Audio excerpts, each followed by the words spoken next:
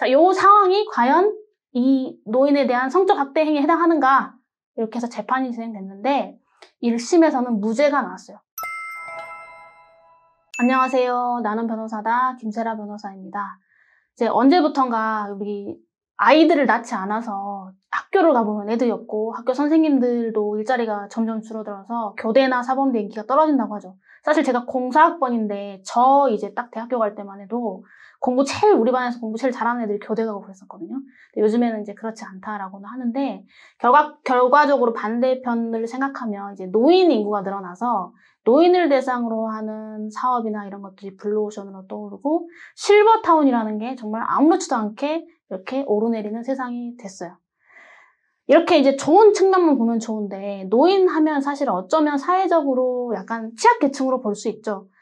꼭 뭐 경제적으로 직업적으로 유능한 거와 무관하게 아무래도 이제 연세가 많이 들면 건강이나 이런 부분에 어려움이 있을 수 있고 판단 능력도 흐려질 수 있어요. 그래서 노인에 대한 복지를 별도로 규정하기 위해서 노인복지법이라는 법이 있어요. 그 법에는 이제 노인에 대한 복지나 이런 것들도 많이 있고 또 한편으로는 노인학대에 대한 개념과 노인학대 범죄에 대한 개념, 그리고 노인학대에 대한 형사처벌 규정을 상세하게 두고 있어요.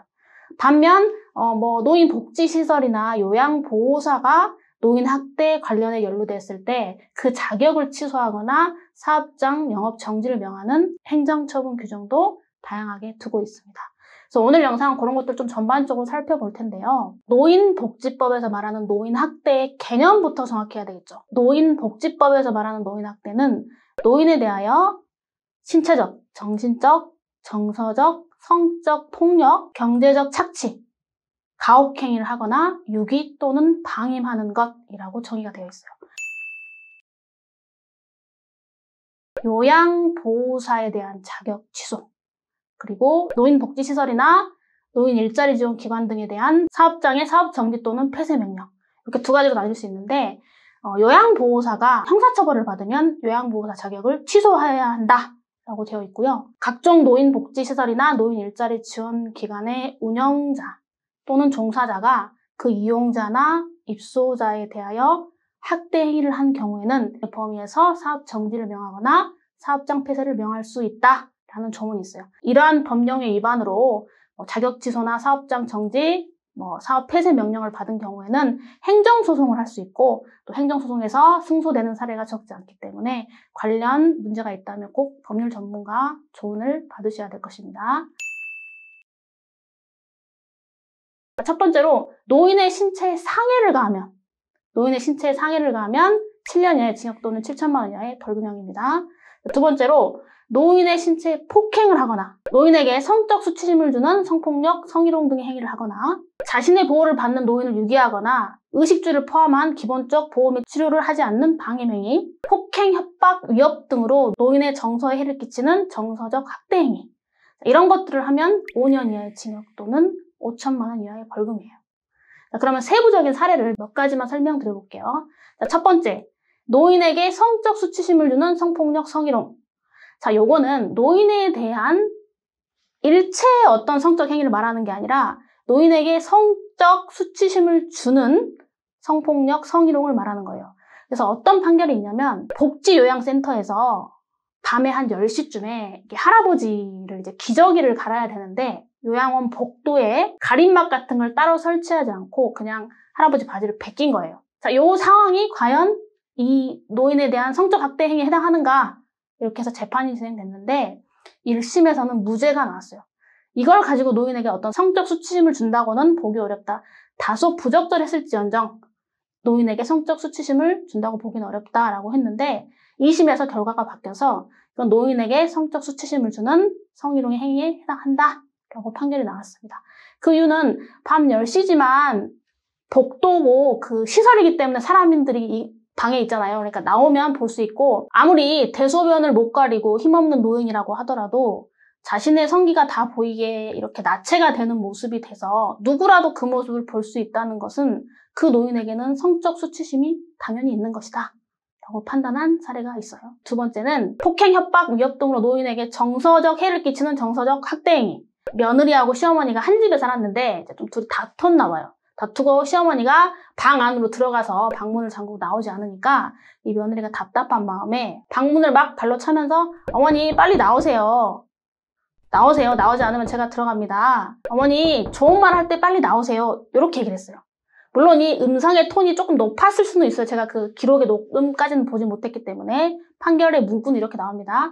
이 사례에서 법원은 무죄를 선고했어요.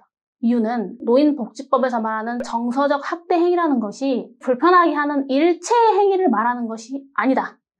그래서 노인 학대가 되는 정서적 학대는 적어도 노인의 정신건강에 위협을 가져올 것이 명백한 정도로 해석되는 범죄에 속해야 한다. 라고 해서 지금 이 사례에서 이 며느리가 한 행동, 발로 문을 찬다거나 빨리 나오세요. 이렇게 말하면서 수차례 나오라고 이렇게 한 것은 좀 다소 부적절할 수는 있을지언정 그것이 그 노인의 정신건강에 해를 끼칠 명백한 행위로는 볼 수 없다.